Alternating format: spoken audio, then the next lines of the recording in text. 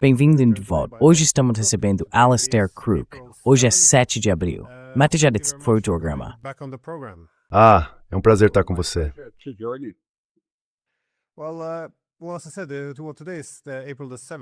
Bem, como eu disse, hoje é 7 de abril, e Trump ameaçou que basicamente destruiria tudo no Irã até o prazo final desta noite, que é às 20 horas, horário da costa leste dos Estados Unidos. Novamente, é uma declaração muito forte. Não tenho certeza do que pensar sobre isso. Será que é outro blefe?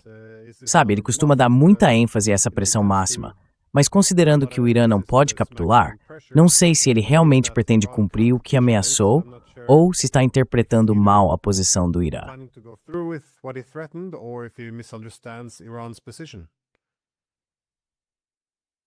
Bem, acho que você colocou algo muito sabe, uma aparência favorável, surtiça. Me ocorreu que essas declarações e as coisas sobre as quais ele vem falando estão ficando cada vez mais insanas, cada vez mais distantes de qualquer tipo de racionalidade real. Sabe, xingando as pessoas e dizendo, e alguém perguntou, mas o que você está fazendo vai ser crime de guerra? Como você vai fazer essas coisas sem cometer um crime de guerra? E ele simplesmente respondeu, olha, eles são animais, não importa. Quero dizer, para mim, essas parecem ser algumas das declarações que estão vindo de Trump. Não estou sugerindo que ele esteja em pleno domínio de suas faculdades mentais ou refletindo sobre o que faz. E acho que há uma preocupação crescente com isso, especialmente no Pentágono, porque eles correm o risco de tomar a decisão errada. Serão eles que terão de ir e dizer aos pais que seus filhos estão mortos.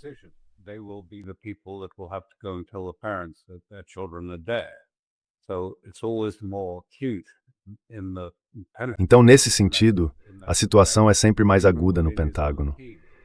Mas mesmo dentro de sua própria equipe, acredito que Vance estava desesperadamente na noite passada, tentando conseguir um cessar-fogo, conversando com o Paquistão. Não sei com quem mais ele estava falando, mas claramente ele estava tentando organizar algum tipo de cessar-fogo. No entanto, o Irã já deu sua resposta aos Estados Unidos. Está muito claro. Eles deram, acho que, uma resposta de 10 pontos ou algo assim, mas disseram que não haverá cessar-fogo que o favoreça a obter Homs ou Com. As condições deles continuam sendo as mesmas de sempre. E o alicerce dessas condições, ao que me parece, são aquelas estabelecidas pelo líder supremo em sua declaração de algum tempo atrás, uma declaração de 12 minutos, na qual ele disse que todas as tropas devem deixar a região do Golfo Pérsico. Depois disso, deve haver fim de todas as sanções e o desbloqueio de seus ativos.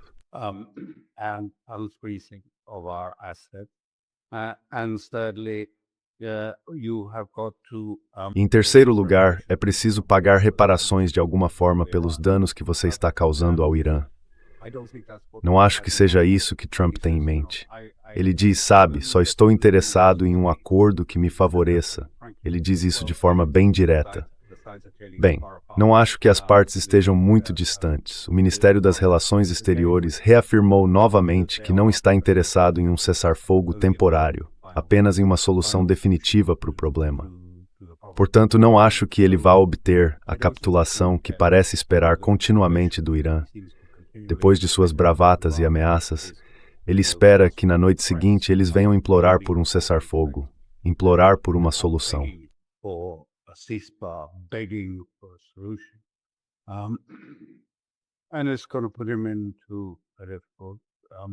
E isso vai colocá-lo numa posição difícil, porque eu ia dizer que realmente chegou a hora de as pessoas reconhecerem, embora eu saiba que isso seja muito difícil para muitos aceitarem, que a realidade é que o Irã está ficando mais forte e, portanto, tem cada vez menos motivos para ceder.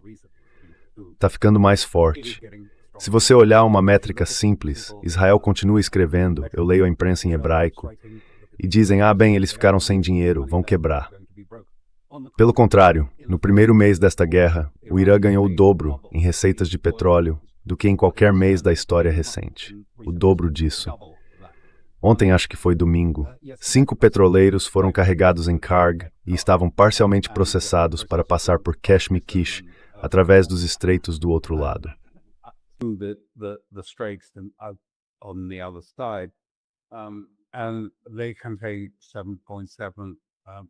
E eles contêm 7,7 milhões de barris, equivalentes a cerca de 850 milhões de dólares. Então veja, a perspectiva não é de que eles estejam indo à falência. Na verdade, eles estão ganhando mais dinheiro do que antes.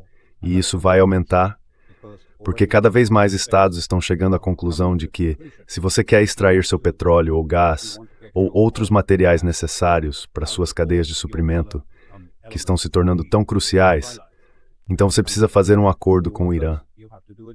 É isso. Caso contrário, você fica sem. Ou seja, eles são bastante fortes.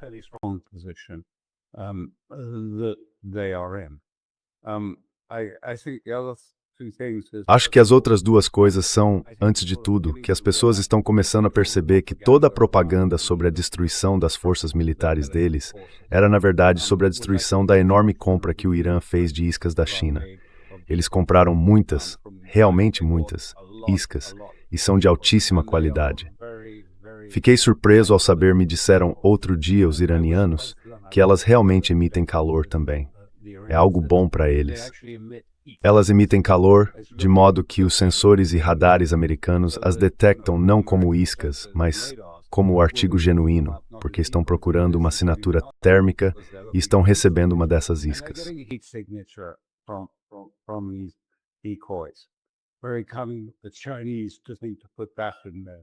Muito comum. Os chineses só precisam colocar isso em seus disfarces. Então, a outra questão é que, claro, o Irã e sua população estão sendo submetidos a bombardeios, em sua maioria direcionados à infraestrutura civil. Mas, pelo que entendo, é na verdade surpreendentemente menos do que na Guerra de 12 Dias. Pode haver cerca de 10 mil vítimas, menos do que na Guerra de 12 Dias, porque eles esvaziaram todas as instituições, todos os, você sabe, símbolos do Estado e a maioria das instalações médicas e universidades, tudo esvaziado. Vi kommer strøm på en halvt milliard prédios vazios.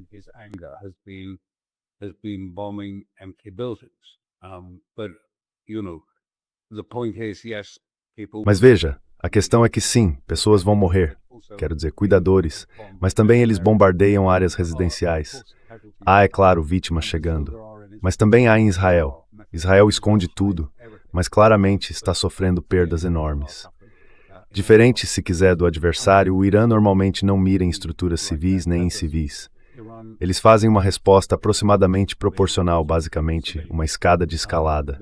Se forem atacados em nível universitário, sobem um degrau na escada. Eles não dão esse passo primeiro, a menos que sejam atacados nesse tipo de plano de alvos.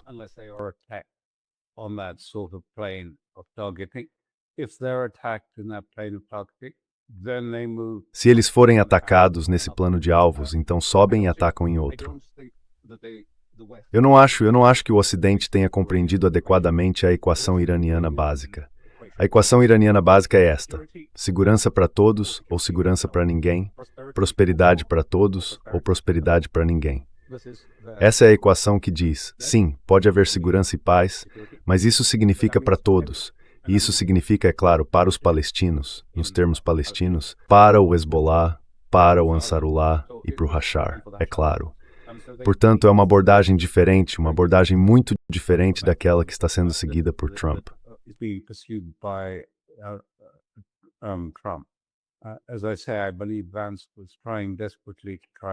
Como eu disse, acredito que Vance estava tentando desesperadamente conseguir um cessar-fogo na noite passada. Ficou acordado a noite toda, segundo dizem, tentando fazer isso. Mas essa tem sido a prática e não funciona. Eles continuam fazendo a mesma coisa.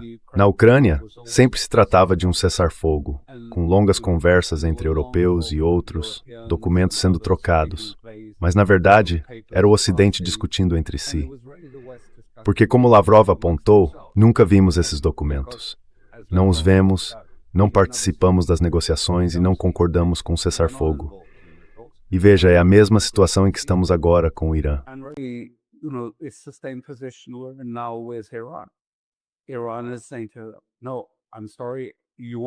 O Irã está dizendo a eles, não, desculpe, vocês querem fazer um acordo de paz de verdade? Querem garantir segurança para nós, definir um paradigma de segurança para nós? Tudo bem, podemos fazer isso, mas é segurança para toda a região. E isso significa que vocês precisam se retirar da região, porque não estão oferecendo segurança, estão oferecendo insegurança. Então precisam deixar suas bases e ir embora.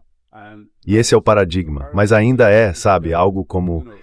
Bem, você se lembra da mesma coisa em Gaza com Witkoff e Kushner? Sim, vamos ter um processo de paz. Vai ser um processo de paz.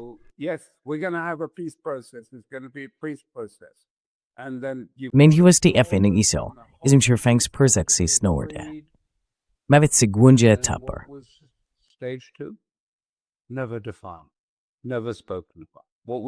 Nunca foi definido, nunca foi mencionado. O que foi a segunda fase disso? Ninguém realmente sabe. Quero dizer, ainda está naquele ponto em que Witkoff está decidindo o que pode ser uma solução materialmente vantajosa. Então acho que é exatamente aí que estamos nisso. O Irã está em uma posição forte. This is really where we are on this. Iran is in a strong position. It's not going to be dislodged. Isso não vai ser removido do Ministério do Interior. E Trump agora enfrenta, assim como a Europa, que ainda de alguma forma se agarra às abas do casaco americano, uma posição muito difícil. Isso vem em parte do fracasso do que aconteceu no fim de semana, o fracasso catastrófico que foi complicado. Podemos entrar nesse assunto, e eu gostaria de dizer o máximo possível sobre ele, mas isso tem repercussões porque, efetivamente, o que sabemos... Posso dizer algumas palavras sobre isso?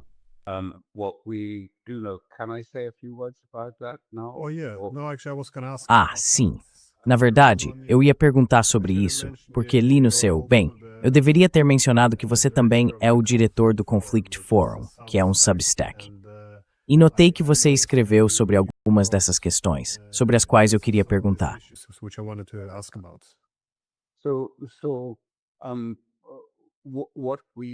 Então, o que sabemos, e muito disso vem de Robert Pounce, o advogado constitucional que é amigo de J.D. Vance, é que na preparação para a Páscoa, porque como todo mundo provavelmente já percebeu, Trump gosta de iniciar operações militares quando os mercados estão fechados e depois ter uma solução e uma história positiva para contar na segunda ou terça-feira quando eles reabrem. Uma história otimista para esse momento.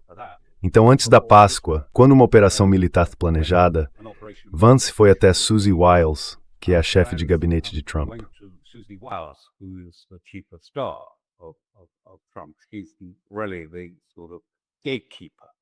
Ela é realmente uma espécie de guardiã para Trump, porque ele acreditava que informações vindas de Israel, imagens distorcidas, estavam sendo, como se diz, canalizadas diretamente para o presidente por Kushner.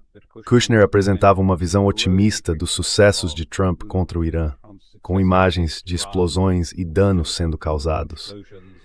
Ele recebia um vídeo de 2 minutos que mostrava todos os últimos ataques do Pentágono ao Irã em cores vívidas. E esse era o único informe que ele recebia, esse tipo de vídeo e clipes.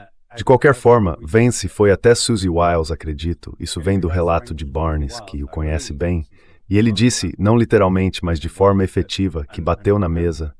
E Susie Wiles lhe disse, olha, você precisa mostrar a contra-imagem ao presidente.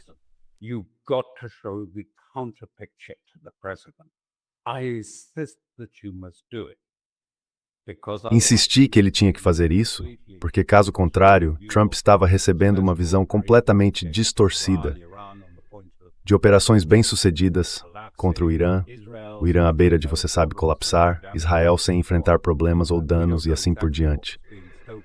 Não sabemos exatamente o que estava sendo mostrado, mas é evidente que não apenas Vance, mas também outras pessoas como Driscoll, o secretário do Exército, e Gavard acreditavam que Susie Wiles estava excluindo as outras imagens. E sabemos que há outra imagem, e há uma certa incerteza porque todos vocês viram quantos generais foram demitidos agora, eu acho. Alguém perguntou a ele, quantos generais você demitiu? E ele não quis dizer, respondeu 5, 7, não sei.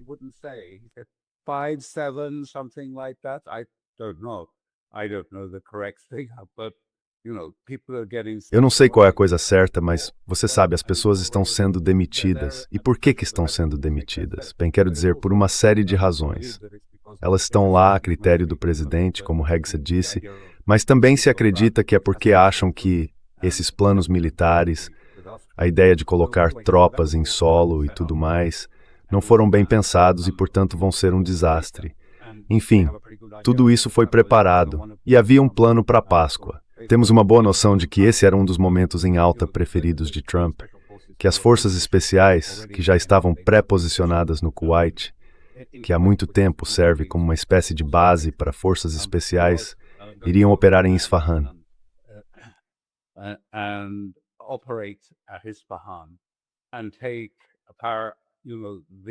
A narrativa é que Grossi, o chefe da AIA, disse: sim, bem, o urânio enriquecido a 60%, as 430 quilos dele, está nesse túnel. É para causar dano. E talvez parte dele tivesse sido movida, mas ele sugeria que de 60% a 70% ainda estava lá. Então eles queriam entrar, pegar e sair até sábado. Assim, no fim de semana, Trump poderia ter um grande sucesso, uma espécie de operação ao estilo Maduro. O que aconteceu, porém, foi que um F-15 foi abatido, perto de Isfahan. O curioso nisso é que havia um piloto e um oficial de apoio de armamentos como número 2 naquele avião. É uma aeronave 2 tripulantes.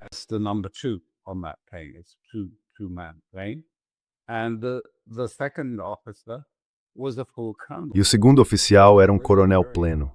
E isso é realmente muito, muito estranho, porque, veja, isso é reconhecido. Trump o chama de nosso bravo coronel.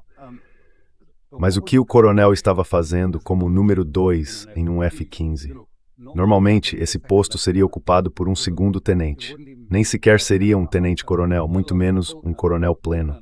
Um coronel pleno teria comandado toda a base, em termos de aviação militar. Não sabemos a razão de ele estar lá. De qualquer forma, eles foram abatidos pelas defesas aéreas iranianas. E então há uma história extremamente complicada sobre exatamente onde isso aconteceu.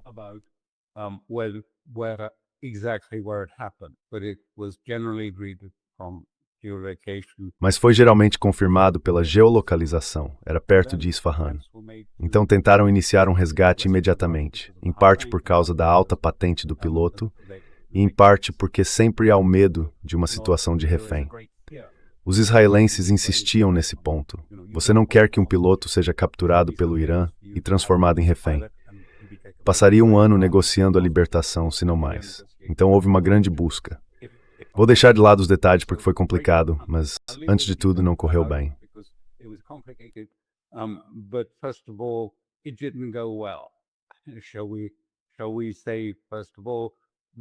Digamos, antes de tudo, que a primeira aeronave Achilles que pousou com helicópteros, possivelmente aqueles mini-helicópteros dentro, foi alvo de tiros. Eles fizeram um pouso forçado em um campo agrícola não muito longe de Isfahan e acabaram caindo. Houve mortos, houve feridos, não sabemos. Podemos ver os destroços, mas talvez isso tenha acontecido porque mais tarde foram destruídos pelos americanos ou bombardeados. Isso não está totalmente claro. Então chegamos à história mais extraordinária, porque de repente estamos falando não apenas de mais aeronaves grandes com muitos helicópteros dentro, 4, 6, 7, vários deles, e depois um transporte Airbus. Estamos falando de algo como 100 a 130 integrantes das forças especiais em solo. And we're talking about something like 130 special forces on the ground. And I don't know what was going on altogether. Eu não sei exatamente o que estava acontecendo, mas minha suspeita é que uma operação foi montada. Sabemos disso porque Edgdon falou sobre o assunto e disse que para a operação seguir e apreender o urânio, era necessário planejar o estabelecimento de um campo de aviação militar perto de Isfahan, trazer tropas e retirar o material da cidade. Então, acho que a operação estava toda preparada e pronta para começar. E então, na sexta-feira, inadvertidamente, um F-15 foi abatido e havia 2 pilotos desaparecidos. Assim, parte da operação teve que se transformar em uma missão de resgate para tentar recuperar os pilotos. E eu imagino que os comandantes foram até Trump e disseram: olha, senhor presidente, temos um problema. Temos 2 aviadores abatidos, precisamos encontrá-los, devemos cancelar a operação em Isfahan.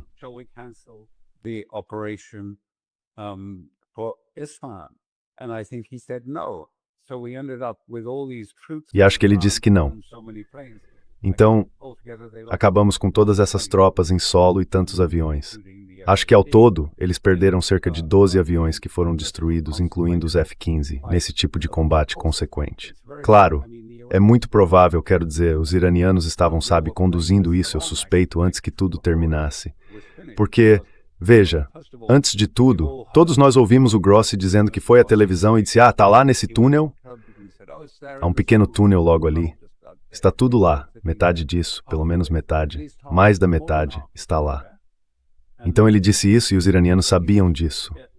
Os iranianos provavelmente sabiam que havia esse aeródromo desativado bem perto de Isfahan. Quero dizer, eles são militares.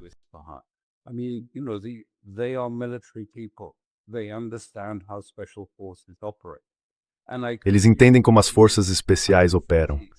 E posso te dizer, 130 integrantes de forças especiais não é normal. Isso é o tamanho de uma companhia. Quero dizer, forças especiais como a Delta ou a SAS britânica geralmente atuam em esquadrões de 8 homens. 8 homens, você poderia dobrar, 16, talvez 30. Mas 130? Isso não é apenas uma operação de resgate. Então acho que apresentaram isso ao Trump. Ele olhou para algum comandante e provavelmente disse, olha, temos um problema com essa aeronave caída e tripulações desaparecidas, e temos uma operação de resgate. Devemos cancelar a de Isfahan. E ele disse que não. E então tudo desmoronou e deu muito errado. Não sabemos quantas baixas houve, eles não dizem. Eu diria que é muito provável que tenha havido várias baixas, só não sabemos. Mas eles perderam nesse processo 12 aeronaves.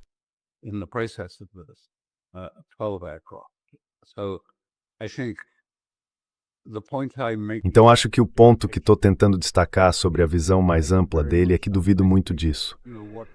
Acho que o que o Trump sempre quis. Ele quer uma espécie de solução à la Venezuela. Entra, boom, sai. Entrar, a força Delta captura o Maduro e voltar. E ele sempre teve vontade de que tirassem o urânio de lá e estivessem prontos antes da abertura dos mercados na segunda-feira para anunciar uma grande vitória. E um fim de semana prolongado na Páscoa foi bastante conveniente, com um choque de mercado durando um pouco mais. Bem, só quero enfatizar, não posso provar nada disso. É especulativo, juntando o que sabemos a partir dos fatos no terreno. O que ainda não se sabe, há muitos aspectos disso que continuam muito desconhecidos.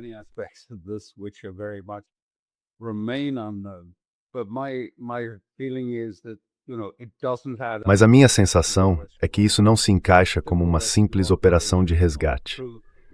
Um resgate simples de uma tripulação teria envolvido helicópteros de longo alcance, se fosse seguro entrar lá, talvez com cobertura aérea ou algo do tipo, para localizar o homem. Eles tinham um sinalizador nele, um rádio-farol e também um farol luminoso no traje. Existem procedimentos estabelecidos para isso. Mas você não coloca um monte de gente em terra com aeronaves grandes e pesadas e depois diz que alguns ficaram presos na areia. Quer dizer, não é assim que funciona. As forças especiais teriam identificado aquela pista de pouso e atestado antes para garantir. Você sabe, é difícil pousar um Hercules na areia se ela não for firme ou estável. Essas são coisas que precisam ser feitas.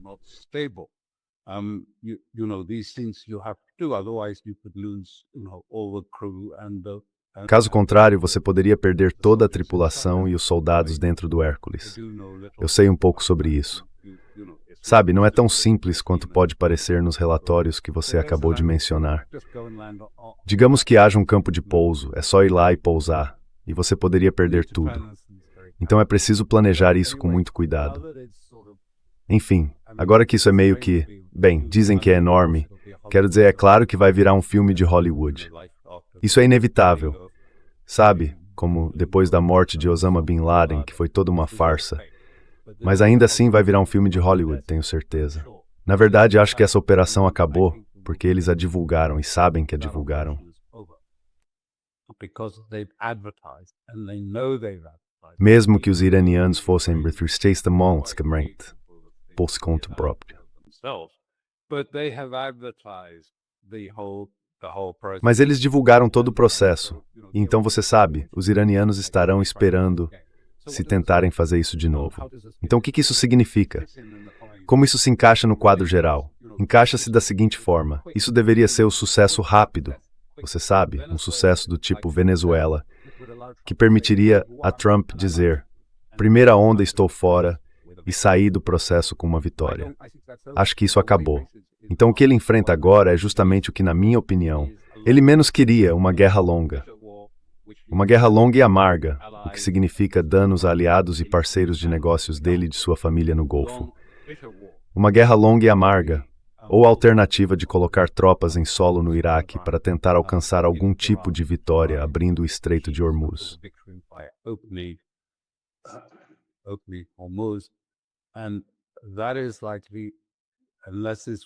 E isso é provável, a menos que seja por isso que há algum tipo de resistência.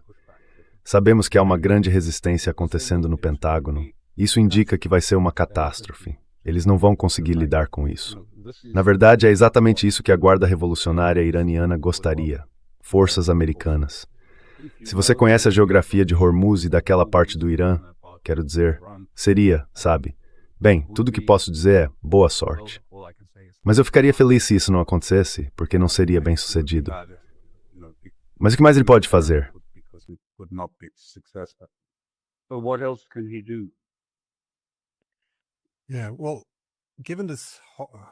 Considerando essa operação militar que deu tão terrivelmente errado, quando Trump tweetou ou publicou nas redes sociais essa mensagem, acho que todo mundo já leu.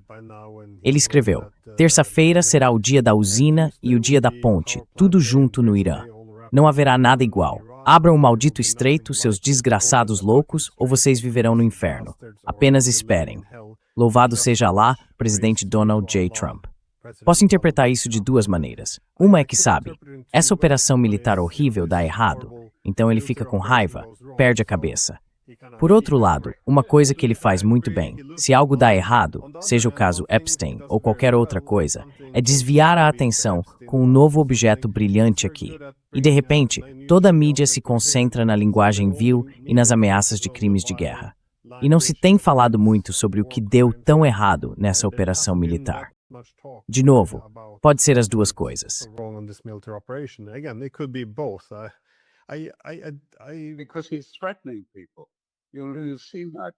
Porque ele está ameaçando pessoas. Você viu isso? Ele disse: alguém falou sobre um piloto, você sabe, em solo no Irã, e que esse homem deveria ir para a prisão. Vamos identificar os jornalistas que disseram isso e vamos colocá-lo na prisão. Bem, ele vai ter dificuldade em fazer isso porque a notícia saiu primeiro na imprensa israelense, não na imprensa dos Azaz. Então talvez ele precise ir a Israel para encontrar o culpado e colocá-lo na prisão. Mas quero dizer, sabe, essas manifestações, como eu disse, na verdade não impressionam. E os iranianos, sabe, simplesmente consideram isso como delírios.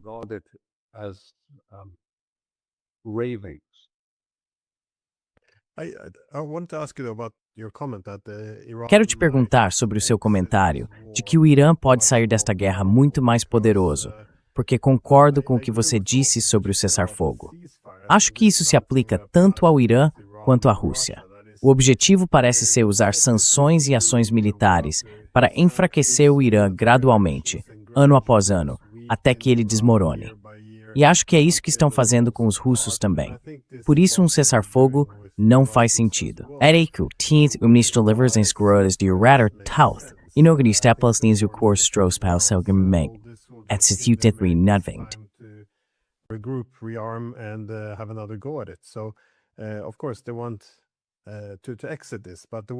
É claro que eles querem sair dessa situação, mas a forma como estão tentando fazer isso não se trata apenas de evitar uma ameaça americana. Parece que também envolve uma reorganização da economia da região, eliminando todas as sanções, mas também fazendo com que os Estados Unidos deixem de controlar a moeda de troca ou os corredores marítimos, além de reduzir sua poderosa influência sobre os países do Golfo. Então, como você enxerga os objetivos econômicos do Irã? Porque acho interessante que, normalmente, os Estados Unidos têm algum interesse econômico nas guerras, mas o Irã parece ter destruído os benefícios econômicos de travar esta guerra com os iranianos.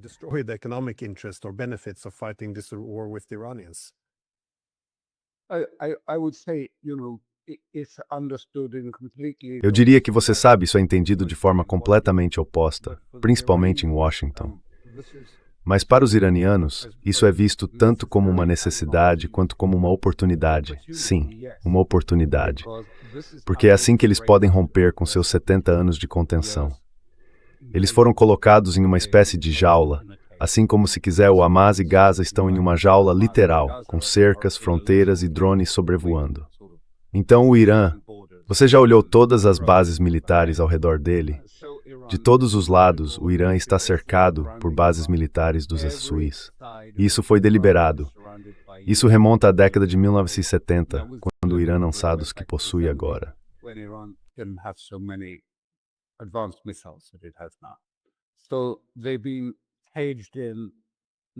Então eles foram cercados, não por uma ofensiva, mas por forças militares.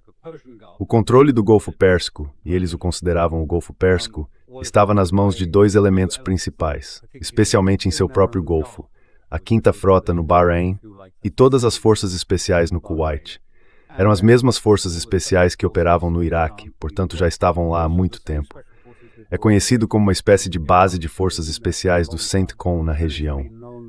Com o próprio CENTCOM localizado no Catar, junto com todos os seus radares e sistemas de coleta de inteligência.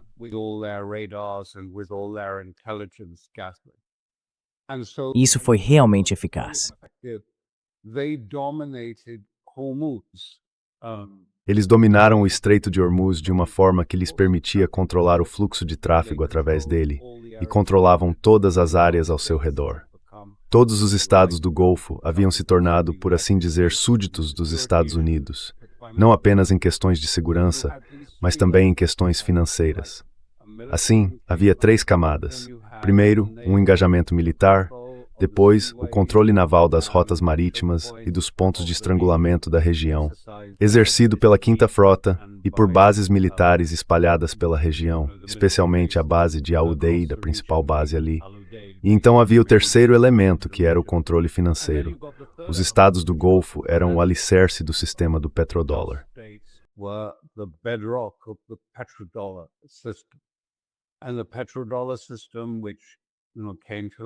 E o sistema do petrodólar ganhou vida quando eles chegaram ao entendimento de que poderiam ser os destinatários de todas as receitas provenientes do petróleo e do gás, e que então teriam de usar o dólar americano.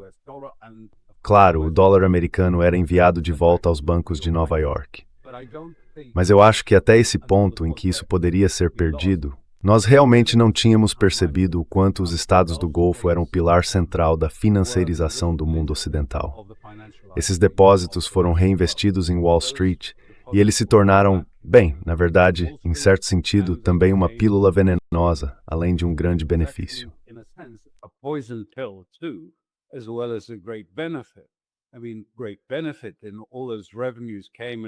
Quer dizer, o grande benefício foi que todas aquelas receitas entraram e permitiram que os Estados Unidos operassem com um enorme déficit.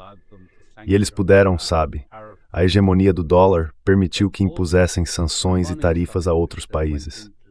Mas também do lado financeiro, a forma como o dinheiro entrou no sistema acabou desviando a economia de uma base manufatureira, de ganhar dinheiro produzindo coisas que as pessoas queriam comprar e gerando empregos. E ela se tornou financeirizada. Hoje no Ocidente ganha-se dinheiro negociando. Tudo gira em torno dos operadores. Já vimos até aquelas caricaturas brincando com pessoas tentando adivinhar qual será a próxima declaração de Trump e dizendo: todo mundo já fez suas apostas?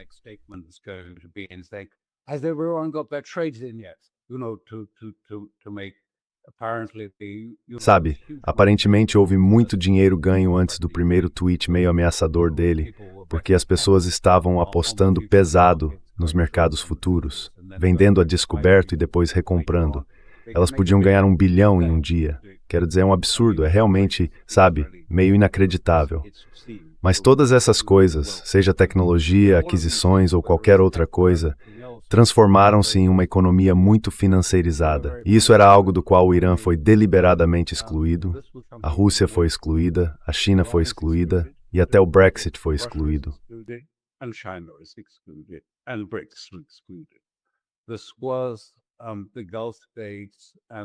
Esses eram os estados do Golfo.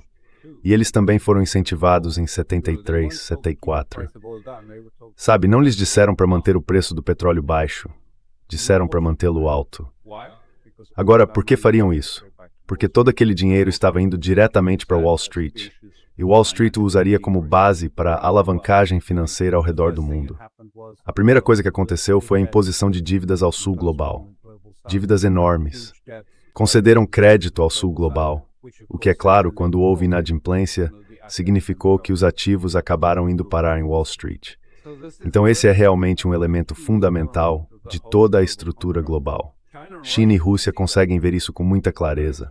Quero dizer, eles acompanham isso exatamente. Então pense no que acontece no fim dessa guerra. Pense para onde estamos caminhando.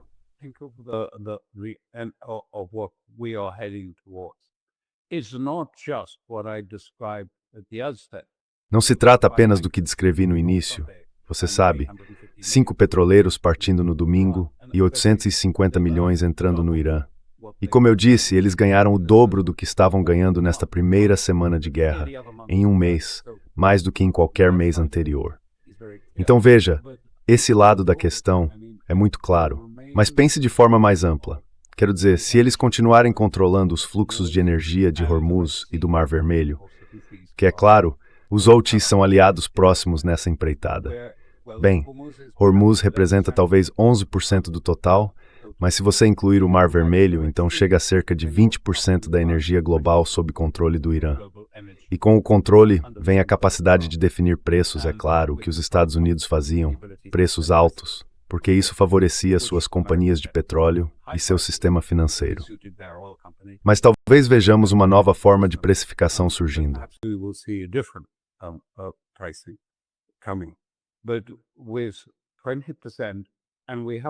Mas com 20%, e ainda nem tocamos nesse ponto.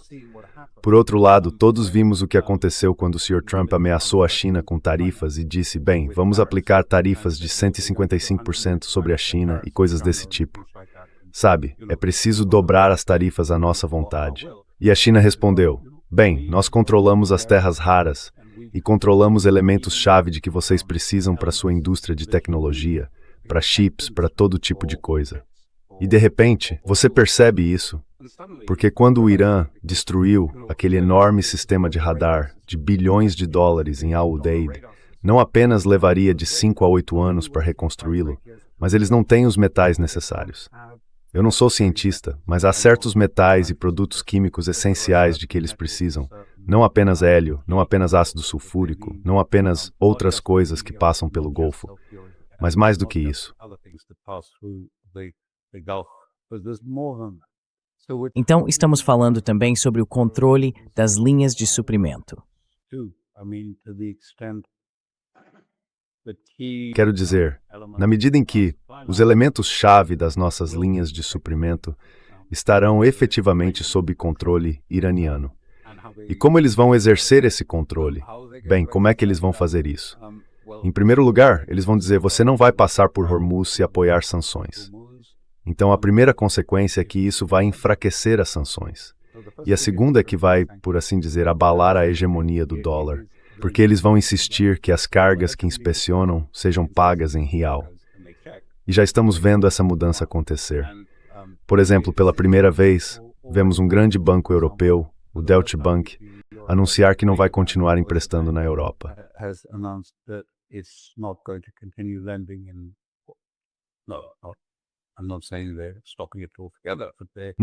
Não estou dizendo que eles estão acumulando tudo juntos, mas eles estão dizendo, nós não vamos apenas emprestar em dólares, agora vamos emprestar em yuans, e estão emitindo títulos Panda.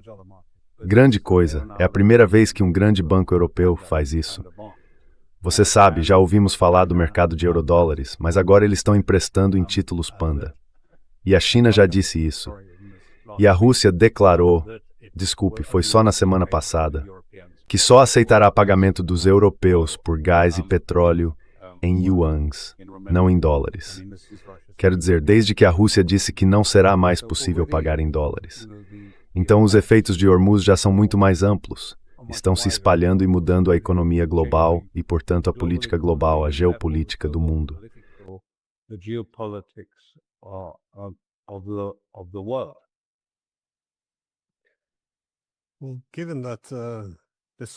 Bem, considerando que há tanto em jogo aqui, não apenas uma derrota militar humilhante, mas essencialmente a transformação da economia global, existe algum caminho diplomático, então? Porque você mencionou que J.D. Vance ficou ao telefone a noite toda. Imagino que eles estejam se comunicando por meio de interlocutores paquistaneses. Mas, você sabe, você foi negociador do governo britânico. Então, se você entrasse nessa situação, haveria algum ponto de encontro, ou simplesmente não há espaço para diplomacia aqui? Porque parece ser tudo ou nada, tanto para os iranianos quanto para os americanos.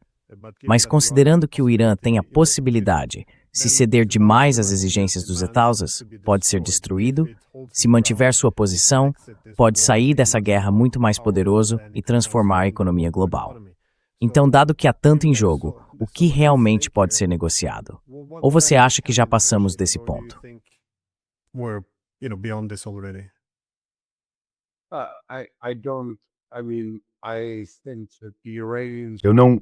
Acho que os iranianos veriam negociar, por exemplo, o que deveria ser o plano de 15 pontos de Witkoff, não como uma solução, mas como uma derrota.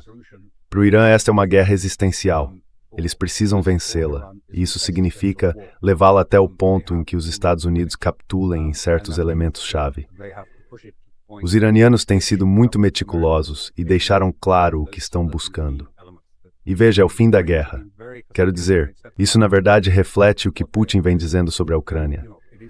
Não vamos ter um cessar-fogo arranjado que dure alguns meses, enquanto vocês rearmam os ucranianos.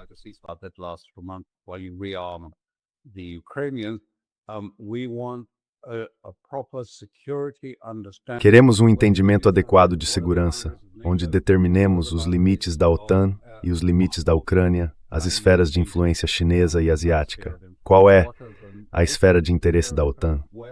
Onde essa fronteira se encontra e onde está a nossa? Queremos uma arquitetura de segurança. Bem, de certo modo é isso que o Irã está exigindo. Está dizendo, não podemos simplesmente ter um cessar-fogo de 45 dias. Por que faríamos isso? Por que concordar com isso? E claro, se tivéssemos um cessar-fogo, porque quero dizer, o outro elemento disso é a falta de confiança na negociação americana.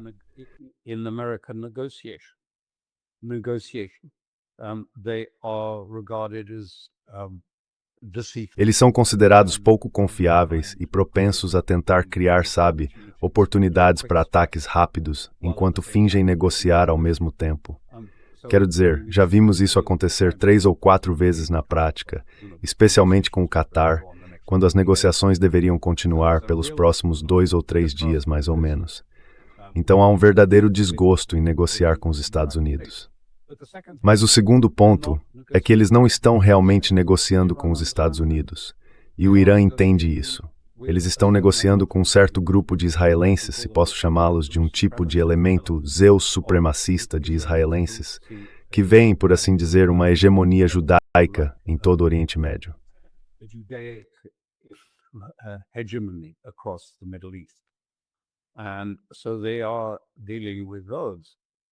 E então eles estão lidando com isso. Eles sabem que se houver uma pausa, Israel vai insistir que os Estados Unidos precisam continuar a guerra contra eles. E de fato é isso que vejo na imprensa hebraica atualmente. Na verdade, de Jerusalém há uma exigência muito insistente de que Trump deve continuar. Primeiro, era para enviar tropas para Kargaila. Isso é o mínimo que deve ser feito. E agora, a segunda exigência é escalar o conflito, começar a cair seus subsídios de petróleo e energia. Você tem que atacá-los.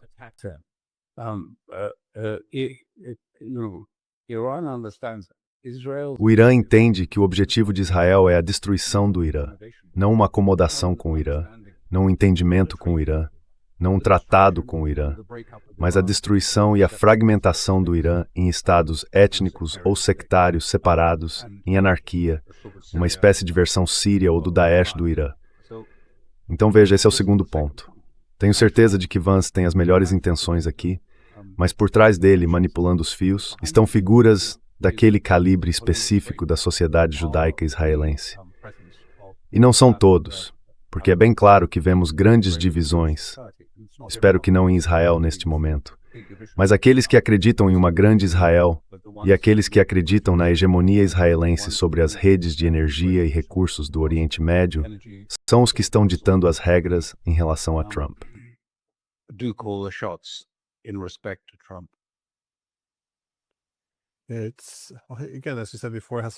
É de novo, como você disse antes, tem muitas semelhanças com a guerra contra a Rússia, por quando o primeiro-ministro belga sugeriu que, sabe, depois que tivermos paz com a Rússia, então teremos que acertar tudo. Ninguém realmente quer isso. Mesmo depois da guerra, eles ainda parecem querer continuar, ir atrás da Rússia, tentar enfraquecê-la. Então, não há interesse em mudar fundamentalmente as causas subjacentes de por que precisamos ficar presos nesse conflito a longo prazo. Em vez disso, qualquer paz seria apenas um revés temporário enquanto nos preparamos para o próximo. Então eu entendo por que cessar-fogos são populares no Irã e na Rússia.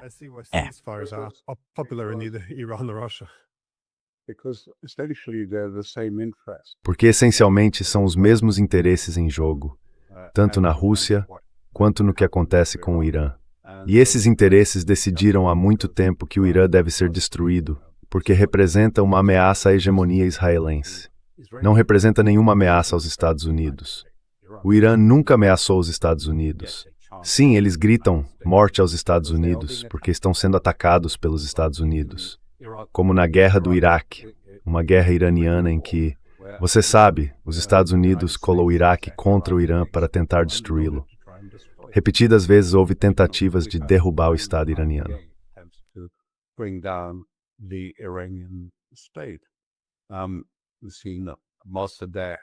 Nós vimos Mossadegh, a guerra Irã-Iraque e, mais recentemente, os protestos e a desvalorização da moeda real para tentar destruir a economia. Todas essas coisas eles entendem.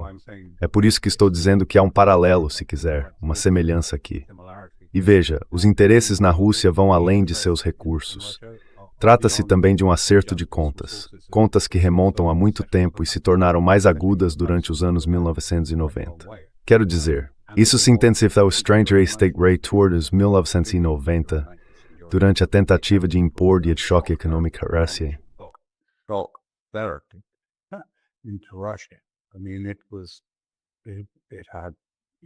Quer dizer, isso teve, sabe, consequências. As conotações disso foram extremas. As pessoas perderam tudo, especialmente a classe média. Elas não tinham nada. Estavam literalmente vendendo seus livros e as coisas que haviam acumulado ao longo da vida.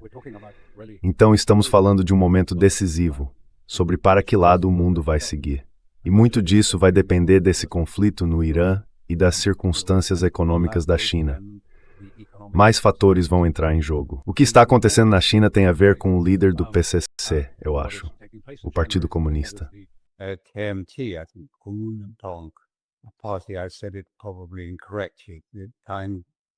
Eu disse isso provavelmente de forma incorreta. O Partido Kuomintang, do antigo conflito civil com a China. Agora eles querem vir e todos vão fazer uma viagem e provavelmente se encontrar com Xi, o líder da oposição em Taiwan, a oposição nacionalista, o antigo partido que, por assim dizer, resistiu a Mao Zedong e ao Partido Comunista Chinês e que se refugiou em Taiwan. O líder desse partido está indo para a China e provavelmente já teve uma reunião com Xi e agora terá outra. Por quê? Porque eles conseguem ver o que aconteceu com os estados do Golfo. Os Estados Unidos os apoiaram? Realmente ofereceram segurança? Não. Então os taiwaneses, acredito, conseguem claramente entender o que está acontecendo. Eles estão por conta própria.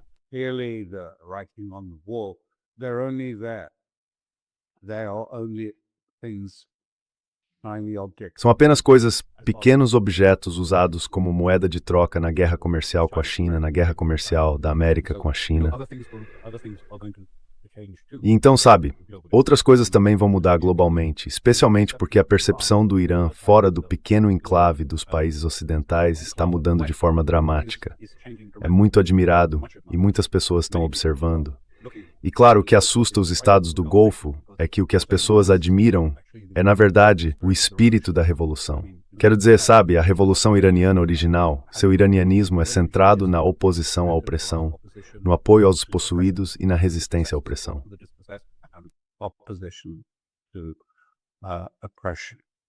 And that has a strong resonance. E isso tem uma forte ressonância aqui, porque todos podem ver de onde vem a opressão. Qual é o principal motor da opressão para muitos estados? Não todos, mas para muitos. As grandes mudanças, eu acho, estão por vir. É realmente um momento enorme. Agora vai ser mais doloroso ou menos doloroso do que precisa ser. E sabe, pelo que dizem as pessoas com quem converso nos Estados Unidos, pessoas próximas aos círculos em torno de Trump, elas dizem que ele tem acessos de raiva e fúria praticamente o tempo todo agora. É que, para ser franco, ele está instável em termos do que se pode esperar nesse período, e isso é muito perigoso. Então as coisas podem piorar muito em termos de uma escalada, ou não.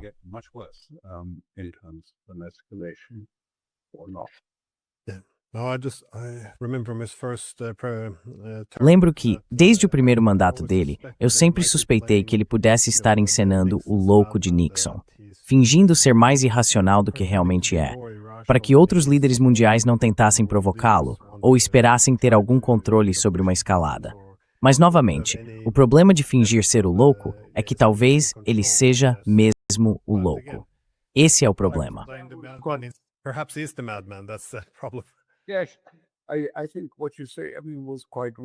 Sim, acho que o que você diz é bastante razoável.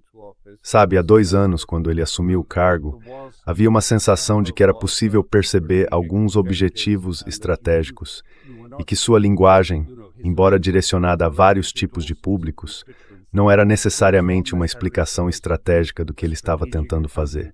Então era justo ver as coisas dessa forma.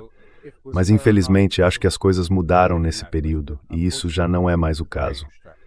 Agora, isso não será suficiente para sustentar a compreensão justa da política de onde estamos.